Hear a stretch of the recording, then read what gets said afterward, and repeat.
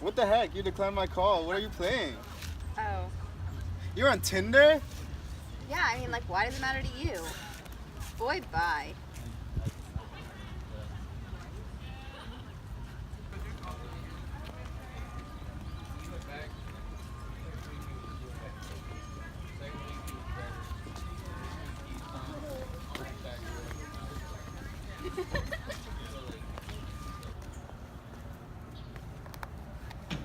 I didn't take Aly's phone to be a dick. My peers and I were just going to express to her how researchers have figured out how virtual dating apps have changed individual expectations for relationships in regards to physical attraction versus emotional connections. And we'll see how she feels about that. Why'd you take my phone? What were you using it for? I was using this app, my friend showed me it. Why did you start using virtual dating apps anyway? I don't know, I just got out of a relationship and I've been having a hard time. My friends told me I should start using this app. Well, what if I told you that there was scientific research that can help you figure out not only your intentions, but exactly the personalities of people using the app too? I mean, that'd be pretty cool, I guess. Alright, how about you follow me and I'll get you on your way to getting your phone back. Alright, I'm not doing anything else. Alright.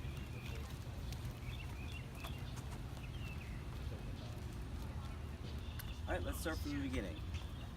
Have you used any virtual dating apps before? I've never used virtual dating apps. I have been on dating websites. Are they the same? There's actually a significant difference in between, but I'll explain that to you in a moment. Was your last relationship?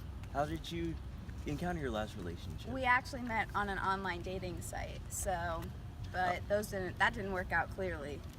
I understand why you made the choice. So, alright, what we're gonna do is I'm going to not only show you the difference between virtual dating websites and virtual apps, but also the different motives of those who use those apps, as well as the reasons for potentially using one over the other.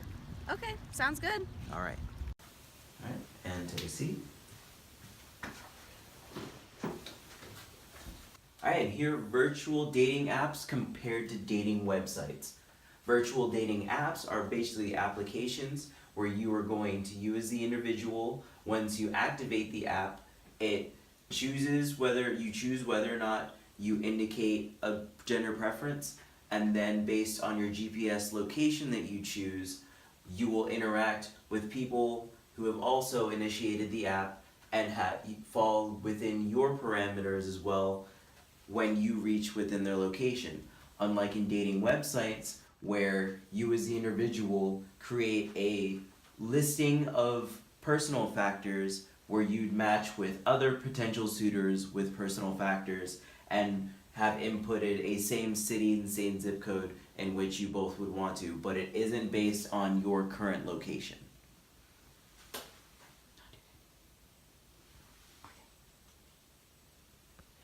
And since you are using a virtual dating app, you have indicated that you have a preference for males within your GPS location of under 10 miles. So over here, we are going to go over the move scale, which will be which are a listing of intentions that you may or may have in terms of using a virtual dating application. I will go over them individually and you will tell me which ones appeal or do not appeal to you. Okay, so I don't think that like traveling, peer pressure, sexual orientation, I don't think any of those really apply to me, but I do have a few questions about social approval, relationship seeking, sexual experience, and what those have to do with my Tinder experience. So in regards to social approval, that's basically how many matches does it take for you to feel as though you're popular in regards to other people that you know who use the app. Like, if you have a certain number of matches, do you feel like you're more confident? Do you feel like you're happier potentially because of that? In regards to relationship seeking versus sexual experience, it's whether or not the individual is trying to seek a monogamous or polyamorous relationship with that other individual that they match with, or if they're just wanting to have a single or multiple sexual experience with them that doesn't involve any emotional relationship label to it. In regards to belongingness, that talks about your feeling of loneliness when you don't have any matches, if you go a long time with not getting response from anyone that you may want to have a connection with, and whether or not a feeling of even getting a notification of a message from maybe someone you didn't even want to talk to may make you feel less or more so based on your use or non-use of the app.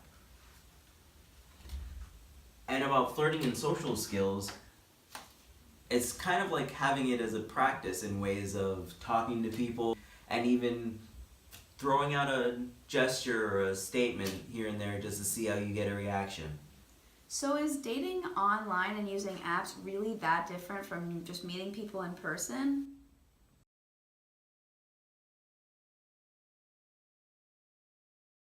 Thanks so much for sitting down with me, Kayla, for this case study. Just to confirm before we begin, you have never used an online dating app before? No, I have not. You have not? Okay, well then we will begin.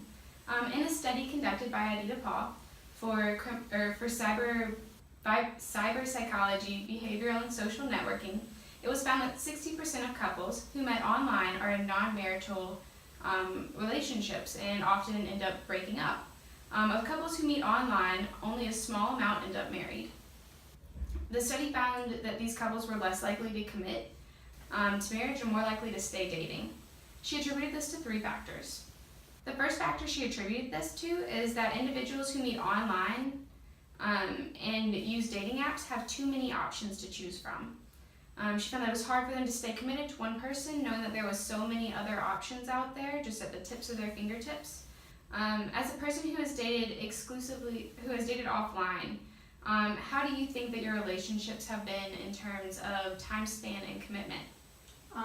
My longest relationship was almost 3 years, and my shortest one was over a year. So it's been pretty long. And you would say that like your commitment levels are pretty good? Yeah. Okay. The second factor she attributed this to is that relationships that start online and through dating apps have different developmental time spans. Relationships that are initiated through today's technology take longer for individuals to establish that the other person's profile is credible before they ever meet. This can span up to weeks, and then once they actually meet, they still don't know the mannerisms of the individual that they're interacting with online. And so she concluded that couples who meet face-to-face and in person can start developing their relationship sooner. How do you feel that as a person who doesn't use online dating apps, do you feel like it's easier to establish a connection with someone in person or online? Personally, I feel like it is in person because you can see how an individual talks and relates and whether or not they're being truthful in what they say by their body language. I know for me personally, I don't date anyone until after we've established a friendship, because through friendship you can see what a person's truly like. That's true. Going off that second factor, this study determined that the third factor is a level of trust. This study concluded that 86% of people dating online are concerned about the others falsifying information. When you meet someone face-to-face, how concerned are you about whether the person is being genuine or not? Like I said before, meeting someone face-to-face allows you to see their body language and whether or not they're truthful. You can also see, like, does what they look like actually attribute to what they look like on their profile pictures, because editing is a big issue, and then also, do they actually live here or not, like things like that, where when you're online, I know there's that sense of uncertainty and safety is like a big issue, but when you meet someone first, like in person, like, you know, oh, like they were in my class, or like, oh, they go to the same place that I go, so you know, like they're here. It's like almost a false sense of security just because you can see them in a daily life. So before we wrap up, are there any couples that you aspire to be more like? My grandparents have been together for over 50 plus years. They actually met in high school and didn't start dating until after college, and they've been through the good and the bad, and they honestly said like the best way to do it is to start off as friends first and then go for that, so that's what I've always based it off of. Awesome. Well, thank you so much for your time. Thank you.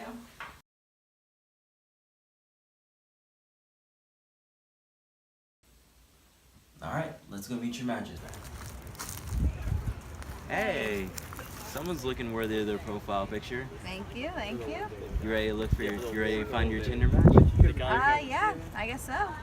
Alright, let's do it. Alright, bring it on. My name's Connor, I'm 20 years old, I'm an avid Starbucks employee, and I like to steam your girl's milk and blend her Frappuccino. I prefer decaf. I'm Steven, I'm 20 years old, I'm a student here at Florida State, and I'm a Northeast kid in the Southeast world. Nah. I'm Rob, 26, and my philosophy on life is make love, fight Nazis. Too old for me, no thanks. Hi, I'm Matthew. I'm 20. Hey, I'm Brad. I'm 21. I'm a bartender, and I enjoy short walks to the strip with my dog. Keep the puppy. Bye. Hey, I'm Ben. That's Ben. I'm 19. I'm on the track team at FSU, and I super like you, Aly.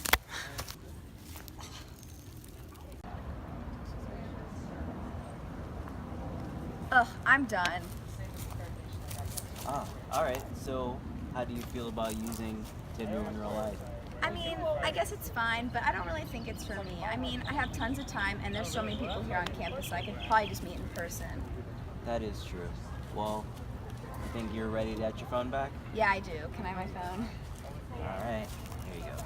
Thanks. Oh crap, it's dead. Oh, hey.